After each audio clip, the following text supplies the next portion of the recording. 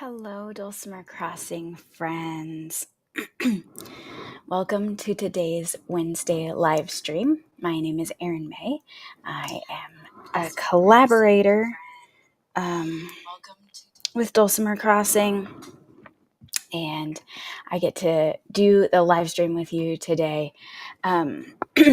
So, full disclosure, I'm fighting a cold. You can probably hear that.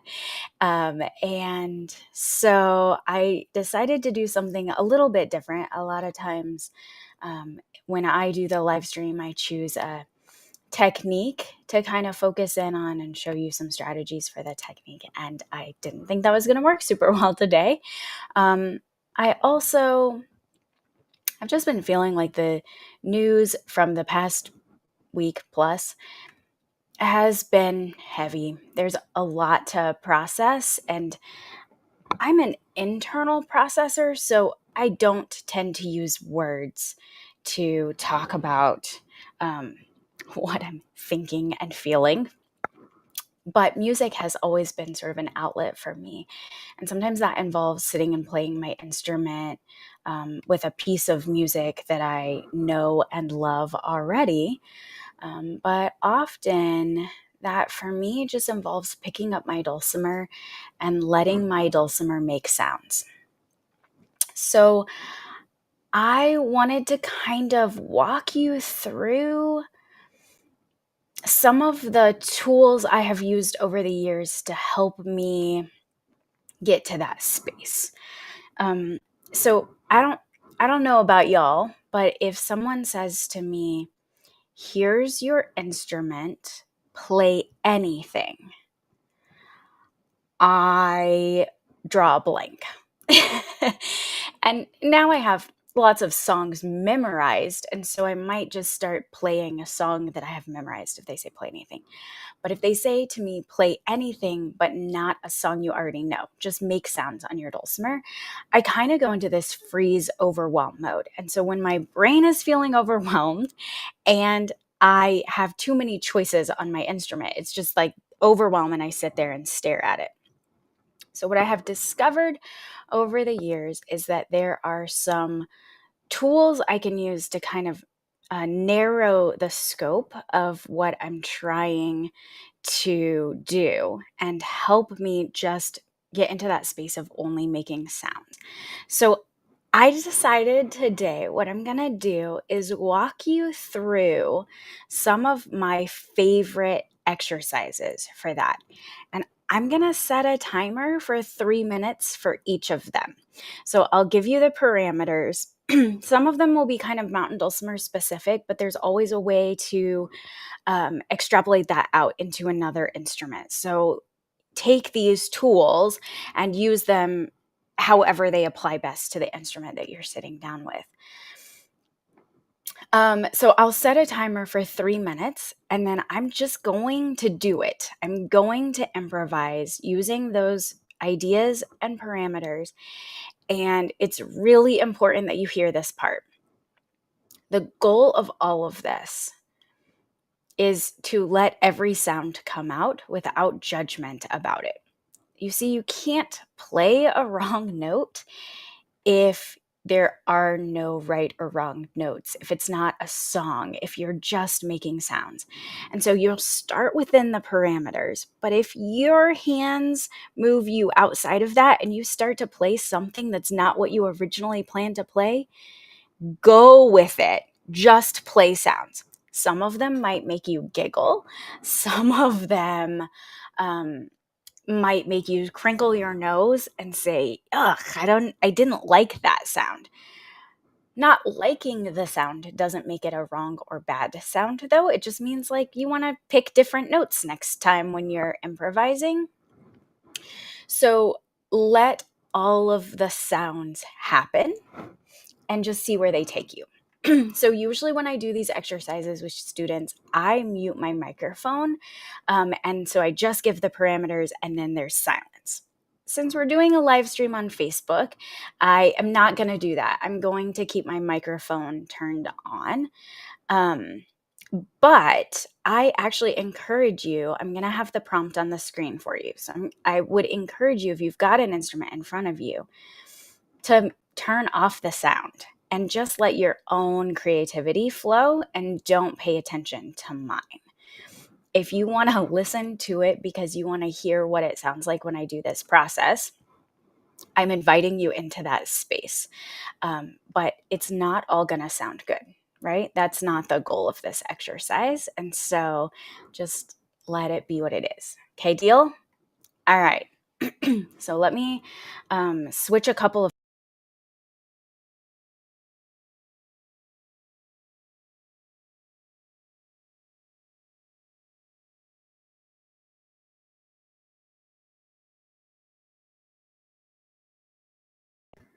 Okay, we are now set.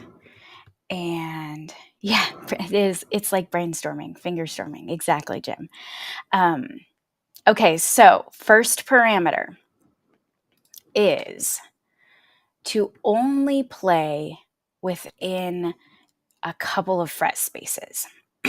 So if I was doing this on a hammer dulcimer, I might say I could play the first two strings from the marked bridge and the next string, and then on the other side of the bridge, the marked bridge and the next string. So I'm going to pick a total of like 4 sounds I can make.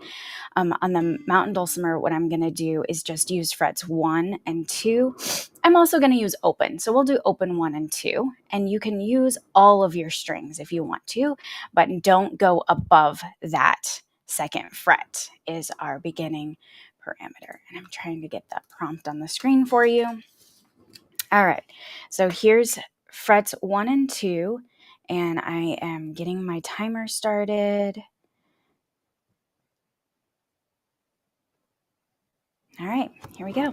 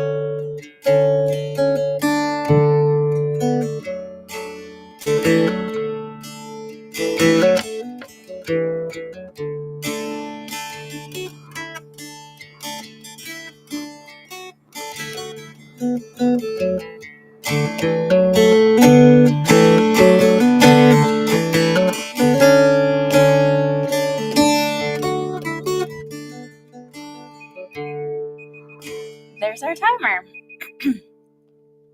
All right. So that was our first exercise. The next one that I like to do is pick a chord shape and use that chord shape up and down the fretboard. So on the mountain dulcimer, an L-shaped chord or an X-shaped chord. Some people call this one slant or stretchy.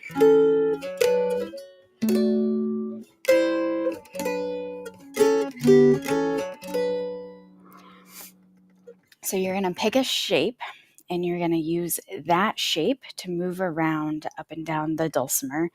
And again, if something comes out of it that's not strictly that, let it be. It's there. Your fingers led you there. The goal of the prompts is to get your fingers moving and to begin to let sounds come out of the dulcimer. All right, so let's try this one for 3 minutes. Ready? Here we go.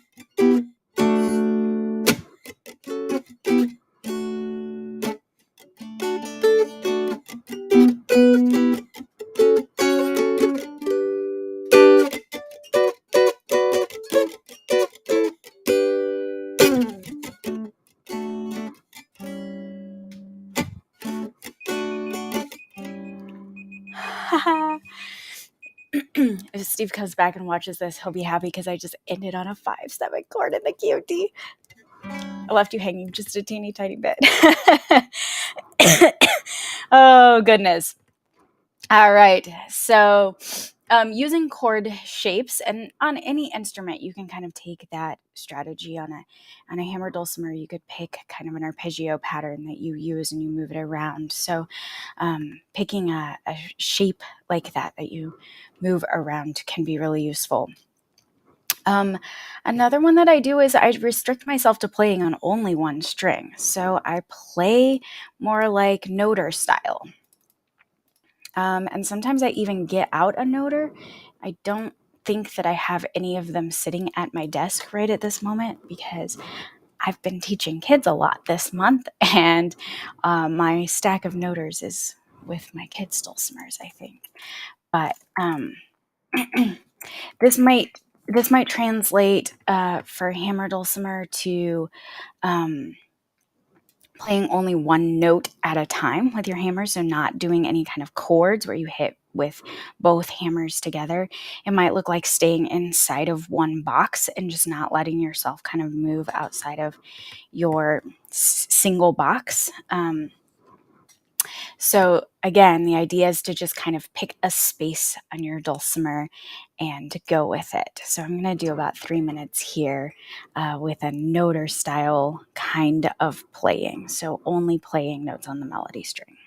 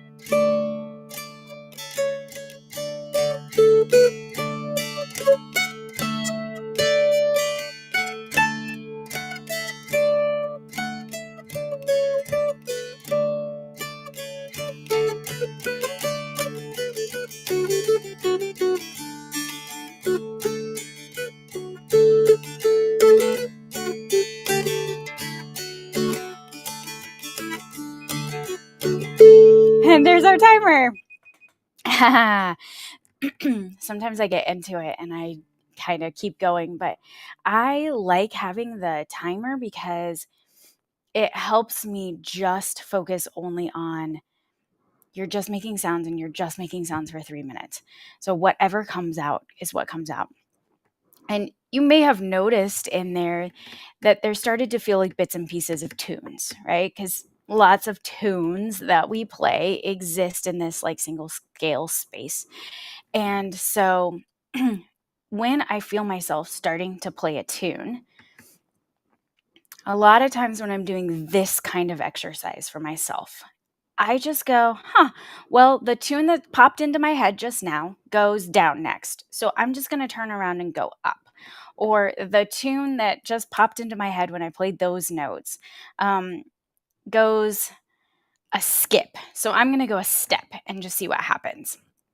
And sometimes, I mean, you saw me kind of pull patterns out. So I would do like 0, 2, 4, and then 0, 3, 5. So I'm trying skips, I'm trying stepwise motion. I was also changing up my rhythm pattern, which brings me to the next thing that we're going to try, which is to choose a particular either picking pattern or rhythm pattern or finger picking pattern, which you keep while your other hand does the other part. And so this gets me into like a lilt of this is the rhythm that I'm going to use, and I'm going to stick inside this one rhythm because everything I was doing up to now, I started kind of at one speed and I might speed up or slow down, or I might have strings of notes that go faster and then pull back and have strings of notes that go slower. So I was changing the rhythm on a regular basis. So what I'm going to do this time is keep a really consistent rhythm pattern, but take away the constraints on the other hands. So, pardon me for just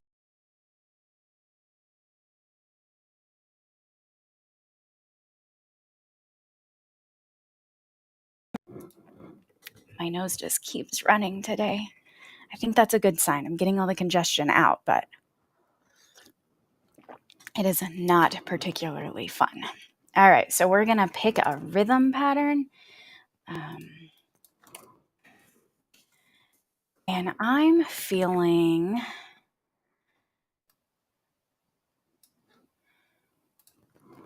a finger picking. I'm going to do a finger picking one. And I'm going to do a melody middle bass pattern. And I'm just going to keep rolling through that. So it may feel like a 6/8 time rhythm as I get into it.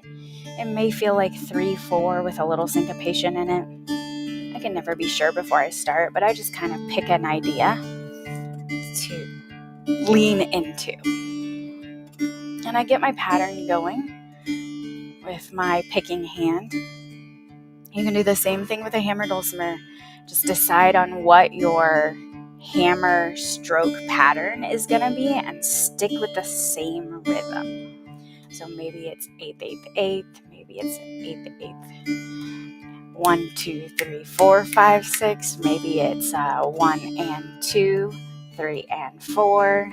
Just get into some sort of a lilt or pattern here. All right, so let me get the timer going. Too many things open. Here it is.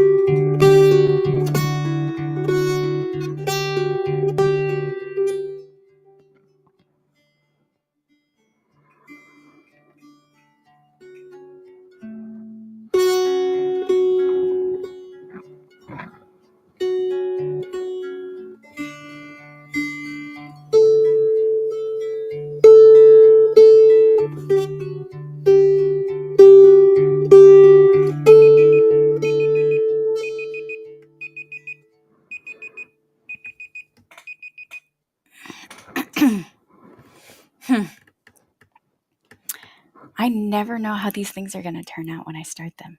It's one of my favorite parts of doing this.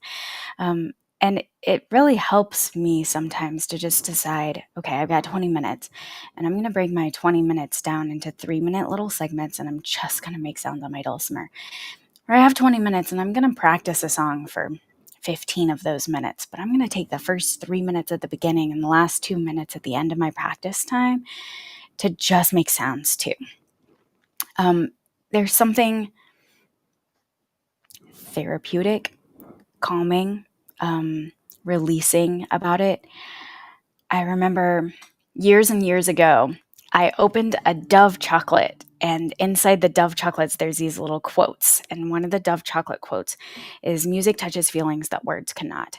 And sometimes the music that touches the feelings that words cannot get to is the music that's not written down and will never be written down, is not meant to turn into something. It is just meant to be in the moment. And it helps me anyway, kind of be more present in this present moment and not worrying about the future or stewing about the past. So I hope that you find that to also be helpful. Okay, so we're going to do one more one more pattern together, one more practice. And this one is to either capo somewhere new or retune. And I was thinking about this one in relationship to the hammer dulcimer. And I think my recommendation for this would be to play in a different direction than you normally do. So maybe start one note above the marked bridge and play straight up and see what you get. Or play from the marked bridge, but play straight up instead of crossing into your box. Or maybe choose a treble bridge, a right hand bridge, and a middle bridge space that you wouldn't normally use. So pick a different kind of box or straight pattern than you would normally go to as your usual place to start. So I'm going to choose capo 4, I think. For the mountain dulcimer, capo anywhere, or try a different tuning. Maybe go to DAA tuning or DAC tuning, or EAD is one of my favorites. I did a Wednesday LiveStream recently about EAD tuning. So you got choices. So I'm going to take you out on this one. We're going to leave with one more improvisation for 3 minutes. Here we go.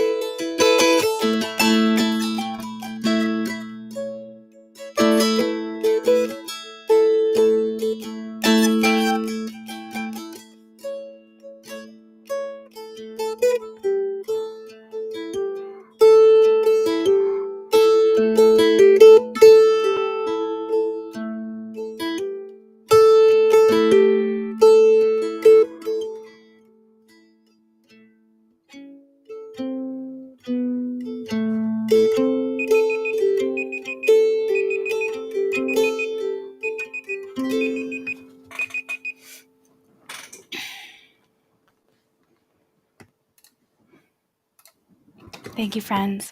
Happy dulcimer playing. Spend some time with your instrument, just making sounds. It's a good practice. I hope that some of these tips and strategies help get you started if you have felt stuck with the idea of improvisation before. So, y'all have a great week. Again, I'm Erin May. This has been a little lesson on improvisation. Bye, y'all.